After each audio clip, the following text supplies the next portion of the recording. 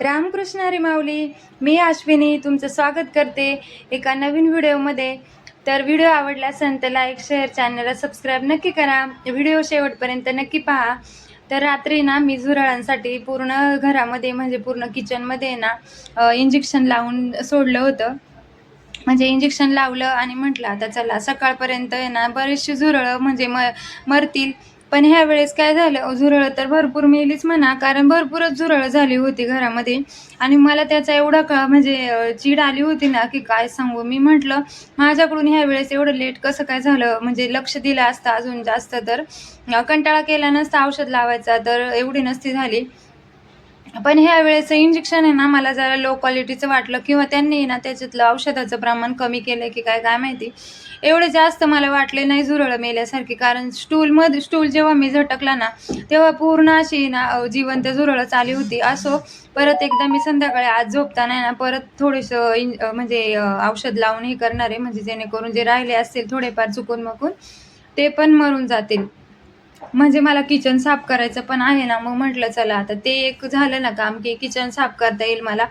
जर अर्धवट केलं तर परत मग ती भांडी घासणार मी आणि नंतर मग ती झुरळं पण परत फिरत राहणार. त्याच्यापेक्षा 2 दिवस मी वाट पाहणार आहे आणि मग नंतर किचन पूर्ण क्लीन करून घेणार आहे. आता श्रावण महिना पण लागलाय, मस्त सणवार चालू होतील. श्रावण महिना म्हणजे ना अजिबात काही नॉनव्हेज नाही, काय नाही, काही नाही. घरामध्ये मस्त पूजा अर्चा करायची आणि सण साजरे करायचे. म्हटलं चला आता सगळे पाण्याचे ना हंडे मी खाली करून घेतले आणि सर्व स्वच्छ घासून म्हटलं पाणी भरून ठेवल म्हणजे फ्रेश, नाही का. आता रोज तर मी करतेच म्हणा, पण तरी पण म्हटलं आज सगळेच एकदम घासून हे करावे आणि पाणी मस्त फिल्टर करून ठेवावं. नंतर मग ना हंडे मी फिल्टरला लावले आणि नंतर देवपूजा वगैरे करून घेतली. आता देवपूजा आहे ना, पोरं सगळे स्कूलमध्ये वगैरे गेली ना की मगच माझी ना देवपूजा असते. सकाळचं काही घाई गडबडीमध्ये मी एवढं करत नाही. नंतर मस्त अशी ना कापूर वगैरे पण म्हणजे हे केला मी जाळायला कापूरदानीत हे केला. नंतर आहे ना फुलं मी काल आणली होती ना, त्यामध्ये एक मस्त असं छोटंसं आहे ना मला गुलाबाचं फूल भेटलेलं. एक आहे ना वरती देवी आईला ठेवलं आणि एक मी लावलं. तर भारी वाटत होतं. बरेच दिवसातून मी फुल लावलं होतं. त्याच्यानंतर टॉवेल आहेत ना, आता पावसामुळे काय माहिती मी 2-3 दिवस झाले म्हणजे गावावरून आले ना, त्याच्यानंतर मी खरं म्हटलं तर धुतलेच नव्हते. पण असं म्हणजे ना उबट-उबट वास येत होता टॉवेलांचा. तर सगळे टॉवेल आहेत ना मी गरम पाण्यात मस्त असे पहिले भिजत घातले आणि नंतर म्हटलं आता ह्या कपड्यांचा आहे ना बंदोबस्त करते. कारण आहे ना हे कपडे म्हणजे बाहेर पावसाचं वातावरण असलं ना अजिबात माझ्या बाल्कनीमध्ये ऊन येत नाही. त्याच्यामुळे कपडे आहेत ना सुकतच नाहीत. मग माझं असं काम चालू असतं सारखं आत बाहेर करायचे ते कपडे. त्याच्यामुळेच आहे ना मला ही खिडकीला मी आणि खिडकीला आणि दरवाजाला आहे ना पडदे पण नाही लावत. कारण मला आहे ना हे सारखं म्हणजे त्या नळीवरती ना पडद्याच्या मला अशी कपडे सुकत घालायला लागतात. आता कपड्यांचं तर काम माझं कधी हे होणार आहे काय माहिती. त्यानंतर मग अक्काकडून आहे ना आणलेला लसूण मला वर लावून घ्यायचा होता. वर टांगलं ना की त्याला कीड वगैरे लागत नाही. अक्का म्हटली तसंच काय खाली ठेवू नको, वरती टांगून ठेव म्हणजे कीड जास्त लागत नाही. नंतर माझं एक पार्सल आलं होतं फ्लिपकार्टवरून, तेच मी आणायला खाली गेले होते. खाली गेले तर ना पण वातावरण खूप छान होतं, कारण ऊन पडलं होतं ना, तेच मला भारी वाटत होतं. नंतर मग रात्री मी ना मूग भिजत घातले होते, त्याला एवढे भारी मोड आले होते की मस्त असं वाटत होतं की कच्चेच खाते की काय. पण नंतर मी आहे ना थोडेसे खाऊन पण घेतले, कारण मूग आहे ना मला खूप आवडतात. नंतर मग छोलेचे चणे पण भिजत घातले होते ना, म्हटलं चला आता मी तर तयारी करून ठेवली ना आधीच, मला की ती माझी अशी फायद्याची ठरते. कारण जास्त विचार करायला लागत नाही, पटकन आपलं घ्यायचं आणि कामाला लागायचं. मग आहे ना मी काय केलं, छोले आणि भात आहे ना कुकरला लावून घेतला आणि म्हटलं आता दुकानावर आहे ना मला 5-6 वाजता एवढी भूक लागते ना की काय सांगू. मग फ्रीजमध्ये ना रताळी होती, ती मस्त अशी बारीक बारीक कटिंग करून घेतली, म्हणजे जास्त पातळ नाही, मिडियम साईजचे असे काचण्या करून घेतल्या रताळ्याच्या पूर्ण. आणि तव्यावरच मस्त असे पूर्ण असं पसरून ठेवल्या, म्हणजे एकच वाफ काढली ना तरी रताळे एवढे पटकन शिजतात ना, त्यांना काही बघायची गरज लागत नाही, काय नाही. झाकण मारून ठेवायचं, एकदा फक्त पलटी करून ठेवायला लागतं. तर पटकन शिजून जातात. मस्त असे रताळे मी शिजून घेतले. आता म्हटलं दुकानावर जाताना डब्यात भरून घेऊन जाता येईल.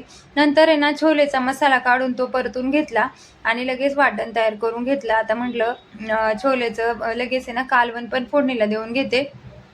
ह्या वेळेस ना मी वाटण म्हणजे असं एकदम साधं सिंपल केलं होतं, पण कालवण एवढं छान झालं होतं ना छोलेचं. आता आम्ही ना आमच्याकडे म्हणजे गावाकडची सवय लागलेली आहे आम्हाला. म्हणजे ना असं रस्सा जे असतो ना, रस्सा भाजी म्हणजे त्याला आम्ही ना कालवणच म्हणतो. भाजी असं म्हणायचं आमच्या तोंडात येतच नाही, त्याच्यामुळे मला पण तीच सवय लागली आणि मी व्हिडिओमध्ये पण आहे ना कालवणच म्हणते. बघ ती मला कधी कधी बोलते, मम्मी तू कालवण बोलती, भाजी बोलत जा. कारण आहे ना कसं कालवण असं एकदम गावठी वाटतं. म्हणलं बाबा असू दे, गावठी तर गावठी. कारण आम्हाला लहानपणापासून गावाकडची सवय, त्याच्यामुळे कालवणच तोंडात येतं माझ्या.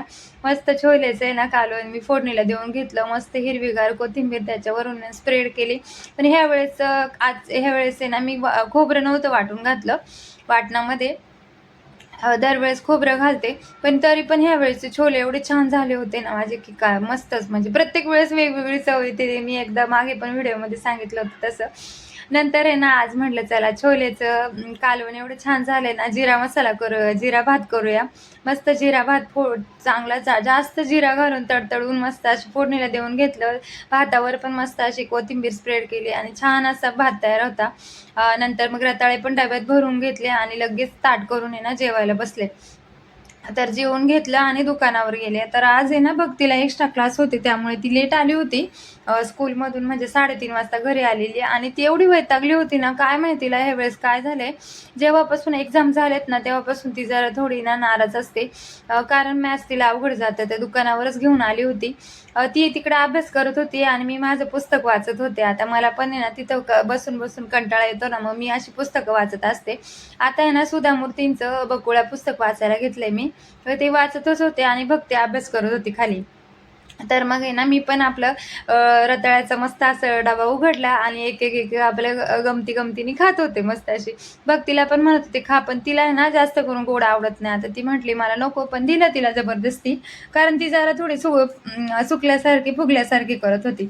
दुकानावरच मेथीची भाजी पण मी घेतली होती आणि ती साफ करायची होती मला. ती पण मस्त अशी साफ करून घेतली. घरी आले संध्याकाळी घरी आले ना मी. संध्याकाळ म्हणजे काय, मला 8 वाजूनच जातात दुकानावरून येता करता. दोन्ही पण पोरं माझी अशी ना एकदम चातकासारखी वाट बघत असतात, कारण दोघांना पण एवढी भूक लागलेली असते. मस्त आहे ना ओली भेळ करून दिली त्यांना दोघांना पण. त्यांनी म्हणलं आता तुम्ही खाऊन घ्या बाबांनो, मी माझ्या कामाला लागते. कारण जरा वेळ पण आहे ना बसायला भेटत नाही. 5 मिनिटं म्हणजे एक 10-15 मिनिटं बसायचं म्हटलं ना तरी पण लई उशीर होऊन जातो. मग पोरांची पण भूक मोड होऊन जाते ना, त्यासाठी मी आज काय बसलेच नाही. त्यांना भेळ करून दिली मस्तपैकी.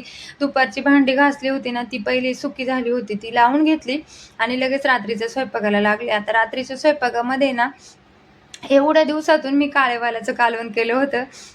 तर म्हणजे काळेवालाचं कालवण आहे ना आम्हाला सगळ्यांनाच खूप आवडतं. म्हटलं ते करून घेते आता. आणि नंतर आहे ना आता हे कालच मला बिटाचा हलवा करायचा होता, पण काल पण रात्री एवढा मला उशीर झाला ना आवरायला, त्यामुळे ते पण टाळाटाळ करून टाकली मी. मग ते म्हटलं आता चला आज आहे ना हे येतपर्यंत आज काही जेवायचं पण नाही लवकर, ते आल्यावरच जेवूया. पण पहिलं जे आहे हातातलं काम ते करून घेऊया, कारण यांना आहे ना रक्त कमी. मी मागे एका शॉर्ट व्हिडिओमध्ये सांगितलं होतं. आता त्यांना नाही बिटाचा ज्यूस आवडत, नाही सूप आवडत, तर त्यांना द्यायचं तरी काय, मला तो प्रश्न पडलेला आहे रक्तवाढीसाठी. आता बिटाचे फायदे तर एवढे छान आहेत ना, की बिटामध्ये फायबर, पोटॅशियम, अँटीऑक्सिडंट, कॅल्शियम असे भरपूर सारे बिटाचे फायदे आहेत. पण ह्या माणसाला आहे ना बीट असं कच्चं खायला पण आवडत नाही. मग म्हटलं चला आता गोड त्यांना आवडतं ना, मस्त असा हलवाच करूया. 2 असे मोठे आहेत ना बीट मस्त असे किसून घेतले आणि एकच फक्त पाण्याने धुवून घेतले बीट मी, जेणेकरून त्याचा आहे ना थोडासा उगीरपणा असतो. आता गोड पदार्थ करायचा आहे म्हटल्यावर उगीरपणा म्हणजे एवढं खास नाही लागणार ना, म्हणून मी मस्त असं एका पाण्याने धुवून घेतलं. आता ते धुतलेलं पाणी असतं ना, ते पण आपण आहे ना ज्यूस म्हणून पिऊ शकतो, पण एवढं नाही प्यायचं. थोडंसं आपलं कपभर किंवा ग्लासभर पिऊ शकतो. पण मी आता रात्रीचं गेलं होतं त्यामुळे मी ओतून दिलं ते पाणी.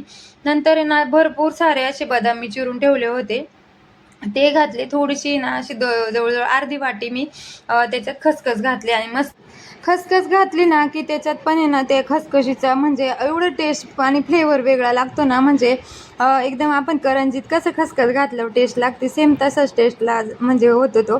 आणि ना एक वाटीभर म्हणजे गूळ थोडा जास्त घातला होता आणि मस्त 1-2 वाफ काढून आहे ना बीटाचा हलवा मी करून घेतला. एवढा भारी झाला होता ना की काय सांगू. आता आवीचे बाबा आहेत ना मस्त असे खाणार आहे 2-3 दिवस. चला भेटूया पुढच्या व्हिडिओमध्ये. धन्यवाद.